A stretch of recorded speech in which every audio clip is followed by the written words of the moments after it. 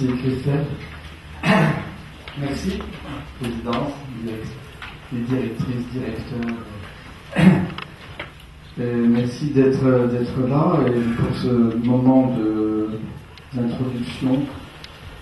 J'ai mis la muse de Brancusi, la muse endormie de Brancusi, un peu pour illustrer la personne au centre dans sa nudité. Dans sa nudité, et pourquoi? Parce que notre culture, c'est directement notre peau. Elle est superficielle. Et en même temps, si quelqu'un vous touche, soit pour vous caresser, soit pour vous frapper, il vous touche au cœur. Comment est-il possible que ce qui est aussi superficiel soit aussi profond? C'est bien ça le problème. Comment est-ce possible que, si c'est à la fois aussi superficiel et aussi profond, ça se met effectivement beaucoup moins dans les casiers administratifs? Et pourtant, on a bien besoin de définir des politiques précises, avec des organigrammes concrets. Le propos est d'indiquer que, d'une façon générale, on est dans un lieu de mémoire. Je prends notre mémoire politique. Les droits d'homme sont une grammaire de la démocratie, une grammaire de politique.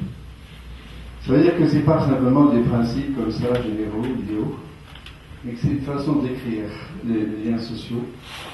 C'est une façon d'écrire ce qui fait le lien entre nous, notamment entre quelqu'un de pauvre, porteur de droits, et quelqu'un qui est un peu plus riche et qui est donc porteur d'obligations, et d'y mettre un lien de droit. Un lien de droit, c'est-à-dire le plus court chemin entre un homme pauvre et un homme riche, si on peut dire ça comme ça.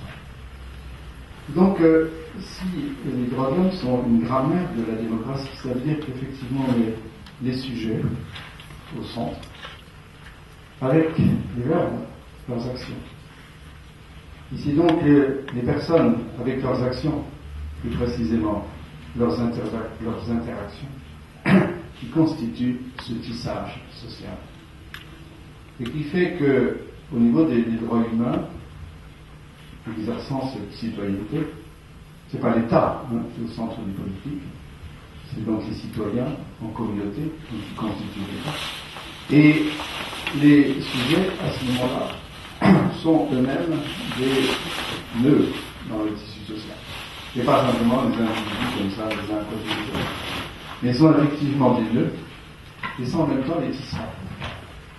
Et notre propos ici, c'est de montrer combien est inséparable le fil du culturel et du social, du politique et du territoire.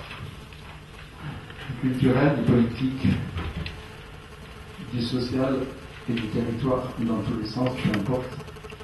Le culturel étant ici le lien de savoir, le lien qui permet la circulation du sens.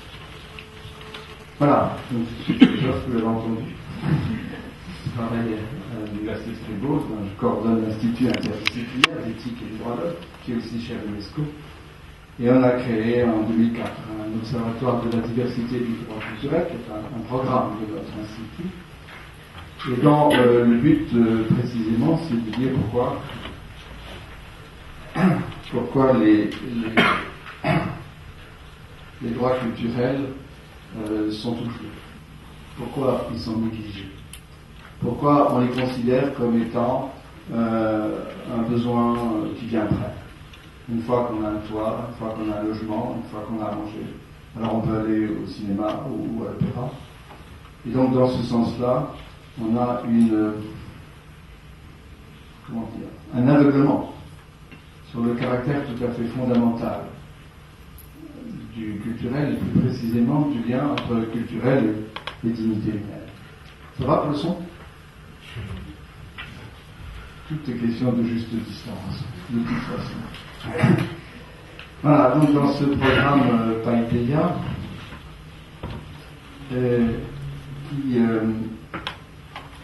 nous permet, je vais dire un mot tout à l'heure sur cette notion, de comprendre pourquoi on peut s'enseigner mutuellement Enseigner, ça veut dire donner des signes, partager des signes. Comment on peut s'enseigner mutuellement pour qu'on soit capable de recueillir des uns et des autres ce savoir qui s'agit. Et notamment, c'est ça notre défi, notre objectif. C'est de recueillir, non pas de centrer spécialement sur l'homme pauvre ou sur la famille pauvre, en essayant d'aller vers elle, comme on le dit, dans un langage politiquement correct. Mais plus l'homme pauvre, plus il est muet, donc plus il est difficile à entendre, pour lui difficile à parler, et pour nos oreilles difficile à entendre, parce que la distance est grande. Et donc je crois que ce sur quoi il faut, c'est un petit peu comme dans la famille, là, si on focalise tout sur l'enfant, ça devient l'enfant roi, et on a quelques soucis. Si on focalise tout sur le pauvre, on dit pourquoi finalement il est si pauvre, et on a tendance à dire qu'il y est quand même pour quelque chose. Et ce sur quoi il faut focaliser, c'est sur ce lien que j'indiquais à l'instant, entre le porteur de droit et le porteur de devoir. Autrement dit, les droits de l'homme en général, et les droits culturels au sein des droits de l'homme en particulier, c'est précisément ce qui nous permet, j'allais dire, d'auditionner d'abord, en tout premier lieu, de respecter, d'auditionner cette double souffrance. La souffrance de la personne qui est en situation de violation des droits de l'homme, et la souffrance de l'autre personne ou du groupe, des gens qui sont dans une institution ou à titre individuel, familial, qui tentent de lui venir en aide.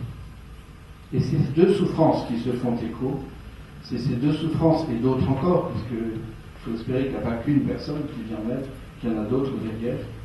Les gens qui se sentent, beaucoup parmi vous, qui c'est ça par cœur et au cœur, qui se sentent bien trop impuissants par rapport à beaucoup de détresse, par rapport à beaucoup d'absence, par rapport à beaucoup de non-sens, par rapport à beaucoup d'aveuglement. Et donc c'est cette double souffrance qui nous appartient d'observer avant quoi que ce soit. Donc c'est ça, si vous voulez, un petit peu notre approche. Et pour juste donner un mot, vous savez, je vais me casser la figure, ça c'est sûr. On va voir si ça marche comme ça. Pour juste un mot maintenant, encore une fois, sur notre mémoire politique. On a l'habitude, comme vous savez, de distinguer entre les droits civils et politiques, d'une part, tradition plus libérale, où l'État doit rester en retrait pour maintenir la liberté individuelle, donc ne pas censurer, ne pas torturer, ne pas s'immiscer dans la vie privée, et évidemment laisser les citoyens s'exprimer au moment des élections ou dans la rue. Et puis l'autre groupe de droits de l'homme, droits économiques, sociaux et culturels, où au contraire l'État doit s'investir pour créer des écoles, créer des hôpitaux, des institutions sociales. Donc avec une approche un peu droite-gauche classique. Et qui évidemment est complètement dépassée au niveau des droits de l'homme. Je ne dis pas que l'approche droite-gauche est dépassée, mais au niveau des droits de l'homme elle est dépassée. Et au niveau des Nations Unies, du droit international des droits de l'homme, on va insister sur l'indivisibilité de tous ces droits, c'est-à-dire qu'ils sont tous, l'égalité de tous ces droits, ils sont tous aussi importants les uns que les autres, et ils sont interdépendants. Ça, c'est pas la théorie, parce qu'on en a encore loin. Il n'y a rien de pratique qu'une bonne théorie, mais c'est encore un peu du blabla, de la langue diplomatique, parce qu'en réalité, il n'y a pas beaucoup de gens qui croient en cette unité. Et notamment les droits culturels qui ont été très largement oubliés dans cette histoire. Pour la première raison que je vous ai dit tout à l'heure, on pensait que c'était moins important. Et la deuxième raison, on avait compris que c'était dangereux. Et donc dans un pays, notamment un pays centraliste comme la France, où il n'y a qu'une culture nationale, il n'y a qu'une langue, il n'y a qu'un territoire, il n'y a qu'une communauté culturelle, on ne prend pas ce mot en général. Et donc, à ce moment-là, le culturel, c'est la culture nationale. Voilà. Et ça va pas très bien avec la diversité. Ça va pas très bien avec l'approche des droits, libertés et responsabilités Pourtant, la devise républicaine, elle va au contraire très bien. Les droits, c'est l'égalité de droits, les libertés, la fraternité, les responsabilités. Et dans chaque droit, dans l'approche encore de droite-gauche simplifiée et assez idéologique, on dit ici c'est essentiellement des libertés, ici c'est essentiellement de l'égalité. Mais cette approche n'a aucun sens, elle est complètement débile. Vous avez partout des libertés, partout l'égalité, sinon pas de droit, et partout des responsabilités, puisqu'il y a des co-responsabilités partout. Alors ici, j'ai un problème de l'impression. Non, je vais mettre comme ça.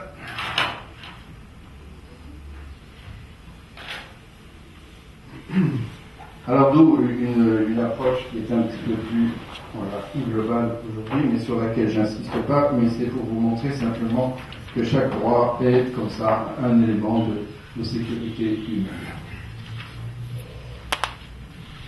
Alors, au niveau pour terminer cette mémoire sur le droit humain, ainsi que notre propos, au niveau donc des droits civils et politiques, vous savez que après la Déclaration universelle de 1948 des Nations Unies, l'article 26 sur le droit à l'éducation, l'article 27 sur le droit de participer à la vie culturelle, en gros c'est les deux droits culturels classiques, sauf que le droit à l'éducation on le considérait essentiellement comme un droit social, et on ne pensait pas culturel, parce que quand on pensait culturel dans l'oreille, on avait une diversité culturelle. Hein. Donc oui, pour les minorités, il y a un problème, mais pas pour la majorité. Et si la majorité est pauvre, on ne pensait pas que c'était du culturel, on pensait que c'était du social. Aujourd'hui, on va principalement prendre ces deux droits. Et comme après 1948, c'était la guerre froide, et donc on ne pouvait pas réconcilier une approche dite libérale et une approche dite sociale, donc on a fait les deux pactes en 1966. Le pacte international sur le droit économique, social et culturel, articles 13 et 14 sur l'éducation, et toujours le pacte international sur le droit économique, social et culturel, le droit participer à la vie culturelle, et l'autre pacte c'était les droits civils et politiques, en espérant que les États allaient ratifier les deux pactes petit à petit, ce qui se fait progressivement, ce qui ne veut pas dire qu'ils sont respectés. Et puis, alors, le grand changement, c'est 2001, changement de paradigme politique. 8 jours avant le 11 septembre, c'est l'adoption donc de la Déclaration universelle de l'UNESCO sur la diversité culturelle, et en 2005, la Convention. Changement de paradigme, date symbolique, évidemment, ça ne peut pas faire un jour, c'est indurable, il est loin d'être terminé. Mais si vous voulez, en gros, avant, on considérait la diversité culturelle comme un obstacle, un frein au progrès, un frein à la démocratie, un danger relativiste pour les droits de l'homme, un frein à la science, un frein à l'économie de marché. À partir de cet acte solennel, la diversité culturelle, c'est patrimoine commun de l'humanité. Autrement dit, c'est une ressource fondamentale, un vivier, richesse. Donc une ressource pour la démocratie. Et on va aller chercher des cultures démocratiques variées. Aujourd'hui, la question en particulier est dans les pays du Maghreb, où on doit trouver des cultures démocratiques originales, et pas celles qu'on a voulu décalquer plus ou moins. Et on a ça un peu dans la question dans tous les pays du monde, y compris dans nos pays, parce que nos cultures démocratiques aujourd'hui sont faibles par rapport à ce qu'elles pourraient être. Et donc on doit inventer des démocraties beaucoup plus participatives. La diversité culturelle est une ressource pour les droits de l'homme, puisque là aussi, on a quelques soucis. On parle de l'universalité des droits de l'homme, mais qu'en savons-nous ? Certains disent encore que c'est une tradition occidentale, ce qui est complètement ridicule, puisque qu'est-ce que c'est que l'Occident ? Pour moi, ça n'existe pas. Vous avez un Occident par rapport à un Orient, mais vous n'avez pas un Occident tout court. Vous avez les Pyrénées occidentales par rapport aux Pyrénées orientales. Mais l'Occident tout court, ça ne veut strictement rien dire. C'est un amalgame qui est un trou noir au niveau du politique. Un trou noir au niveau de la